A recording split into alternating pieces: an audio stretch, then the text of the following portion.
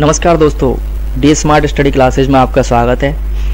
भारत की राज्य व्यवस्था का सबसे महत्वपूर्ण टॉपिक है भारत में संवैधानिक विकास। इसका पहला चैप्टर के रूप में मैं लेके आया हूँ। इसमें आप जान पाएंगे कि किस प्रकार से ऐसी कौन सी घटनाएं घटी, ऐसे कौन से अधिनियम बनाए गए जो संवैधानिक विकास में महत्वपूर्ण साबित हो सकें और हमारे संविधान का निर्माण हो सका। साथ ही साथ यह भी जान पाएंगे कि किस प्रकार 1952 के पहले चुनावों में पहली बार चुनाव के बावजूद मतदान का प्रतिशत अधिकतम कैसे रहा। अगर वीडियो पसंद आए दोस्तों तो लाइक, शेयर और सब्सक्राइब जरूर कर दें। चलो वीडियो शुरू करते हैं। अंग्रेज 1600 ईस्वी में ईस्ट इंडिया कंपनी के रूप में भारत व्यापार करने के लिए आए थे। महारानी एलिजाबेथ प्रथम के द्वारा एक एक्ट के द्वारा उन्हें भारत के अंदर विस्तृत रूप से व्यापार करने के पूरे अधिकार प्राप्त थे। लेकिन 1764 के बक्सर के युद्ध के बाद निजाम बुरी तरह से हरा दिया गया, तो उनके बंगाल, बिहार और उड़ीसा में 1765 ईस्वी में दीवानी अधिकार प्राप्त कर लिए। दीवानी अधिकार प्राप्त करने से क्या हुआ, उनको राजस्व के यानी कि वित्त इकट्ठा करने के यानी टैक्स वगैरह चुंगी जो होती है उससे आमदनी का उनको जरिया प्राप्त हो गया। मैप में ये जो ऑरेंज कलर का क्षेत्र दिख रहा है ये पूरा बंगाल, बिहार, उड़ीसा का क्षेत्र है। यहाँ पर उन्होंने दीवानी अधिकार प्राप्त कर लिए। दीवानी अधिकार प्राप्त करने से क्या हुआ, उनको वित्त चुंगी या टैक्स लगाने के बजाय आमदनी में उनकी वृद्धि हुई। साथ ही एक और बात हुई थी, क्षेत्रीय शक्ति बनने की प्रक्रिया प्रारंभ हो गई। इसके परिणाम स्वरूप कंपनी पर नियंत्रण के लिए ब्रिटिश की महारानी के द्वारा अधिनियम पारित कर उनको नियंत्रित करने की दिशा में कदम उठाए गए। 1858 के सिपाही विद्रोह के बाद में ब्रिटिश ताज ने कंपनी का शासन अपने हाथों में ले लिया और शासन का उत्तरदायित्व प्रत्यक्षतः अपने ही द्वारा करने लगी। और यह शासन 15 अगस्त 1947 में भारत की स्वतंत्रता प्राप्ति तक अनवरत रूप से चलता रहा। स्वतंत्रता मिलने के साथ ही संविधान बनाने की आवश्यकता महसूस हुई और इसी दिशा में संविधान का निर्माण हुआ। तो कौन कौन सी घटनाएं ऐसी क्रमवार हुई, कौन कौन से अधिनियम, कौन कौन से एक्ट लागू किए गए जिससे संविधान बनाने की एक आधारशिला बनी, और वे कौन कौन से हैं। पहला है 1773 से लेकर 1858 ईस्वी तक कंपनी का शासन था। कंपनी यानी ईस्ट इंडिया कंपनी का शासन था। इसको नियंत्रित एवं नियमित करने के लिए एक एक्ट पारित किया गया था ब्रिटिश संसद में, 1773 का रेगुलेटिंग एक्ट। यह पहला कदम था जब ब्रिटिश ताज ने पहली बार ईस्ट इंडिया कंपनी पर नियंत्रित किया गया था। इसके राजनीतिक एवं प्रशासनिक कार्यों को मान्यता मिली। पहले केवल ये व्यापार के लिए थी, लेकिन अब इसके प्रशासनिक और राजनीतिक कार्य को मान्यता मिल गई। केंद्रीय प्रशासन की नींव रखी गई। केंद्रीय प्रशासन की कैसे नींव रखी गई, इसमें क्या किया गया था, मद्रास, मुंबई, बंगाल के गवर्नर जनरल इसके अधीन कर दिए गए। इसका मतलब पहले ये स्वतंत्र थी, अब इसके अधीन ला दी गई, जिसके कारण क्या हुआ, केंद्रीय प्रशासन की नींव डाली गई। केंद्रीय प्रशासन की नींव कौन से अधिनियम में सबसे पहले लाई गई थी, 1773 के रेगुलेटिंग एक्ट में।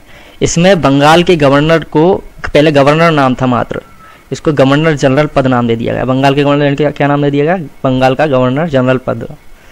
और इसकी सहायता के लिए 4 सदस्यीय परिषद की स्थापना की। इससे पहले गवर्नर जनरल कौन थे, वारेन हास्टिंग्स। तो एग्जाम में अगर क्वेश्चन आता है कि पहले गवर्नर जनरल कौन थे बंगाल के, Lord Warren Hastings.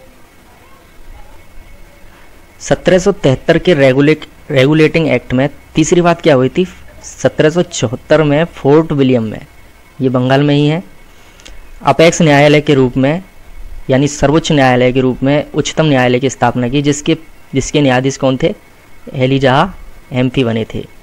Board of directors एक बोर्ड था जिसका गठन किया गया, जिसके माध्यम से ब्रिटिश सरकार का कंपनी पर नियंत्रण सशक्त हो गया। ये पहला अधिनियम था जिस पर पहली बार ब्रिटिश सरकार द्वारा ईस्ट इंडिया कंपनी पर नियंत्रण स्थापित किया गया। इसके बाद इसी श्रृंखला में दूसरा नियम 1784 में ईस्ट इंडिया अधिनियम लागू किया गया। ये रेगुलेटिंग एक्ट की कमियों को दूर करने के लिए किया गया था, पेटसोदा यंगर के नाम से किया गया था। इसमें क्या किया गया था, राजनीतिक एवं वाणिज्यिक कार्यों को अलग कर दिया गया। भारत से संबंधित मामलों को ब्रिटिश सरकार के प्रत्यक्ष नियंत्रण में लाया गया है, डायरेक्ट शासन स्थापित नहीं किया गया है इसमें। और जो रेगुलेटिंग एक्ट 1773 था उसको नियंत्रित करने के लिए एक बोर्ड ऑफ कंट्रोल, एक नियंत्रण बॉडी का इसमें स्थापित से इंडिया अधिनियम में पहली बार भारत के क्षेत्र को ब्रिटिश अधिपत्य क्षेत्र कहा गया। ये क्वेश्चन बन जाता है यहाँ पे कि किस अधिनियम में पहली बार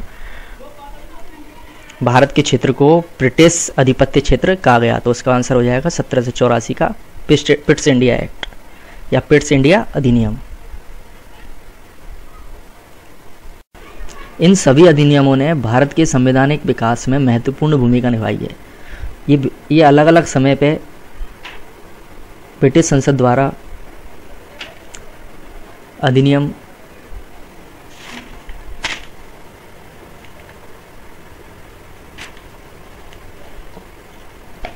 बनाए जाते थे।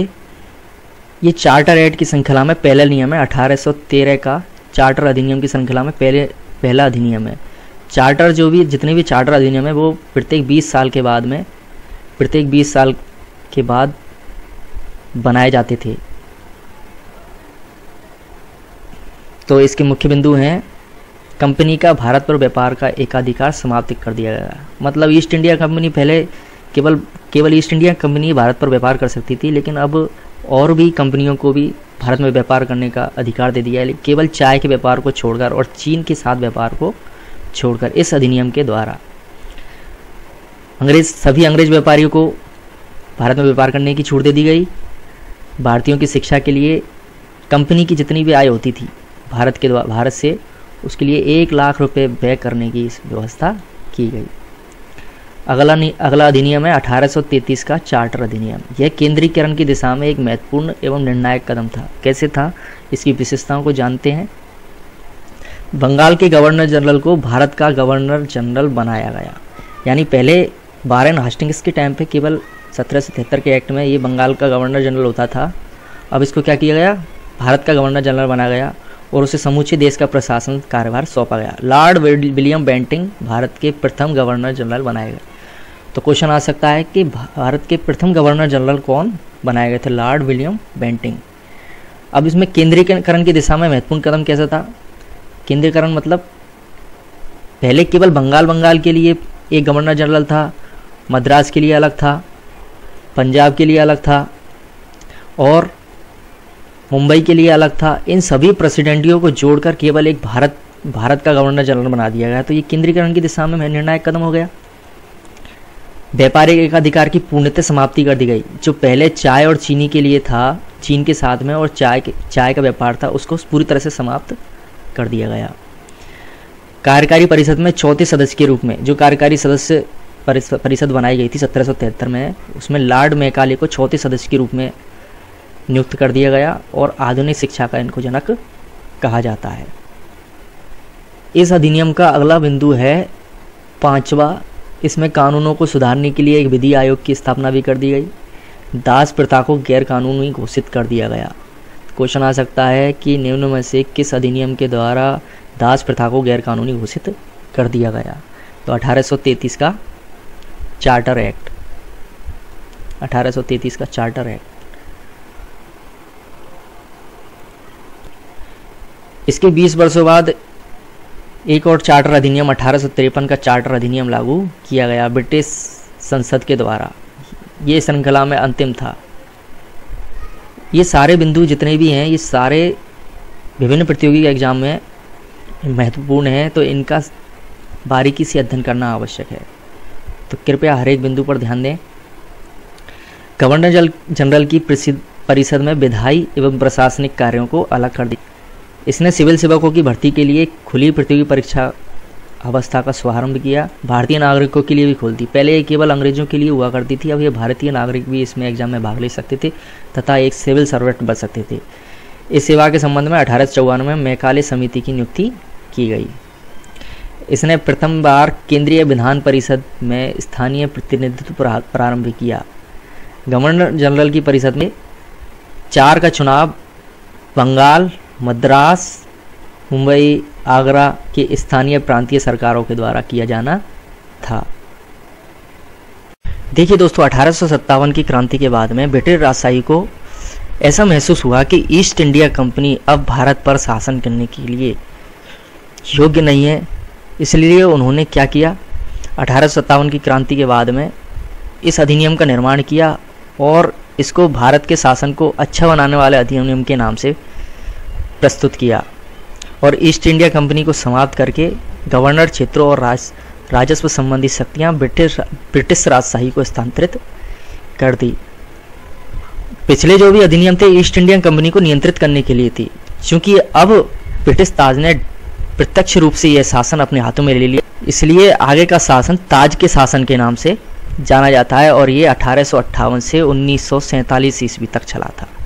इस अधिनियम की विशेषताएं, इसके तहत भारत का शासन सीधे रानी विक्टोरिया के अधीन चला गया। गवर्नर जनरल का नाम बदलकर वायसराय रख दिया गया। लॉर्ड कैनिंग भारत के प्रथम वायसराय थे। क्वेश्चन आता है कि भारत के प्रथम वायसराय कौन थे, तो लॉर्ड कैनिंग, जो ब्रिटिश ताज का प्रत्यक्ष प्रतिनिधि होता था। बोर्ड ऑफ कंट्रोल या नियंत्रण बोर्ड ऑफ डायरेक्टर्स को समाप्त कर दिया गया। द्वैध शासन की प्रणाली समाप्त कर दी गई। एक नए पद भारत के सचिव का सृजन किया गया, जिसमें प्रशासन पर संपूर्ण नियंत्रण की शक्ति निहित थी। यहाँ ये गलत है, निहित थी। यह सचिव ब्रिटिश कैबिनेट का एक सदस्य होता था, यानी जो पार्लियामेंट थी उसमें जो कैबिनेट के सदस्य थे उसका एक सदस्य होता था और यह संसद के प्रति उत्तरदायी होता था। इस सचिव की सहायता के लिए 15 सदस्यीय परिषद का गठन किया गया और इस परिषद का अध्यक्ष सचिव को बनाया गया। चार्ल्स वुड भारत के प्रथम सचिव थे। ये क्वेश्चंस सारे इंपॉर्टेंट हैं विभिन्न प्रतियोगी एग्जाम में। अधिनियमों की श्रृंखला में अगला अधिनियम है 1861 का भारत परिषद अधिनियम। इसमें क्या किया, केंद्रों एवं प्रांतों में विधान परिषद की स्थापना की गई। पोर्टफोलियो व्यवस्था को वैधानिक मान्यता दी गई। पोर्टफोलियो मतलब विभागीय प्रणाली, जैसे विभिन्न विभाग होते हैं, रक्षा, खनन, गृह विभाग, इस तरीका के विभाग, यानी पोर्टफोलियो व्यवस्था। इस प्रकार भारत में मंत्रिमंडलीय व्यवस्था की नींव रखी गई, जिसके जनक लॉर्ड कैनिंग माने जाते हैं। आपातकाल में विधान परिषद की अनुमति के बिना अध्यादेश जारी करने और वीटो पावर की शक्ति गवर्नर जनरल को इसमें दे दी गई। कलकत्ता, मुंबई, मद्रास के उच्च न्यायालय की स्थापना का प्रावधान किया गया, यानी विकेंद्रीकरण की प्रक्रिया शुरू हुई। विकेंद्रीकरण का मतलब होता है फैलाव। पहले ये केवल कलकत्ता तक सीमित थी, पहले उच्च न्यायालय की स्थापना कर दी। अब ये क्या कर दी, मुंबई और मद्रास में भी शुरू कर दी गई, यानी विकेंद्रीकरण की प्रक्रिया स्टार्ट हुई। क्वेश्चन है, विकेंद्रीकरण की प्रक्रिया कहाँ स्टार्ट हुई? विधान परिषद की स्थापना सबसे पहले कौन से अधिनियम में की गई? पोर्टफोलियो व्यवस्था को मान्यता किस अधिनियम में मिली? ये सारे क्वेश्चन इंपॉर्टेंट हैं। कानून बनाने की प्रक्रिया में भारतीय प्रतिनिधियों को शामिल करने की शुरुआत हुई, यानी पहले केवल अंग्रेजों के द्वारा शासन होता था, अब भारतीय प्रतिनिधि भी इसमें शामिल हो सकते थे। अगला अधिनियम है भारत परिषद अधिनियम 1892। इसमें पहली बार निर्वाचन पद्धति की शुरुआत हुई, परंतु यह परोक्ष थी, मतलब डायरेक्ट निर्वाचन नहीं होता था, अप्रत्यक्ष रूप से होता था। केंद्रीय विधान परिषद में 5 गैर सरकारी सदस्यों की नियुक्ति की गई और इसकी संख्या बढ़ाई गई, लेकिन बहुमत सरकारी सदस्यों का होता था। सरकारी सदस्यों का मतलब था अंग्रेजों का। इस अधिनियम के द्वारा संसदीय शासन परोक्ष रूप से प्रारंभ हुआ। केंद्रीय विधान परिषद और बंगाल चैम्बर्स ऑफ कॉमर्स में वायसराय ही गैर सरकारी सदस्यों का नामांकन करता था, लेकिन प्रांतीय विधान परिषद में गवर्नर को जिला परिषद, जमींदार, व्यापार संघ, विश्वविद्यालय, नगरपालिका और चैम्बर ऑफ कॉमर्स की सिफारिशों पर गैर सरकारी सदस्यों की नियुक्ति करने की शर्त थी। यानी सरकारी सदस्य गैर सरकारी सदस्यों को कौन नियुक्त करता था? अगर केंद्रीय परिषद में करना है तो वायसराय करेगा, और अगर प्रांतीय परिषद में करना है, प्रांतीय विधान परिषद में करना है तो इन सब की सिफारिश के आधार पर करेगा। परिषद के सदस्यों को सीमित मात्रा में प्रश्न पूछने और बजट पर विचार विमर्श करने का अधिकार दिया गया। दोस्तों, अगले वीडियो में हम आगे के नियम अधिनियमों का अध्ययन करेंगे। अगर वीडियो पसंद आई हो तो लाइक, शेयर एवं सब्सक्राइब करें।